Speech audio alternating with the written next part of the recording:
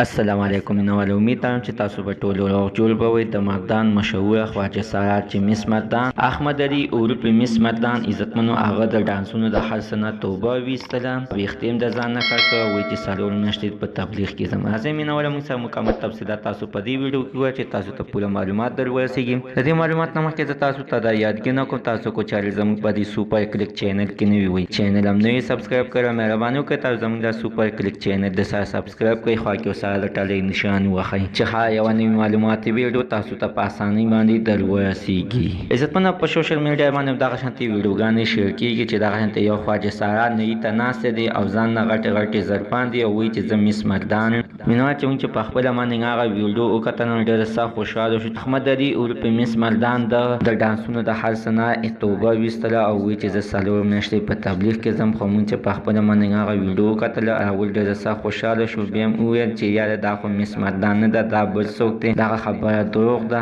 خو مینهوال په هغه ویډیو کې هغه په خپله باندې ویل چې زه مس مردان یم، زه الله خوشحاله وم. خو هغه عزتمنو یو خواجه سارا او په هغه باندې هم خوشحالي پکار ده، خفګان پرې نه دی پکار چې الله تعالی خپلې لارې ته وبلو او د هر څه نه توبه ویستله. وایي چې بس زه به نور دغه ګنده کارونه نه کوم، ځکه چې په دغه کې خلک شرابونه وڅکي او کله چې پروګرامونو نه واپس شي نو خلک ورسره قسمه قسم ګنده کارونه ورسره کوي. هغه وایي چې زه نور د دغه کارونو نه تنګ راغلم او توبه مې ویسته. خوب مې ولیدلو چې بس نو ته د دې کارونو نه بس که ستا نور جهنم ځای دی او که چېرې تا د دې کارونو نه تا توبه وینستله نو ته به جهنمي او چېرته کې نیکې لارې ته لاړ شه.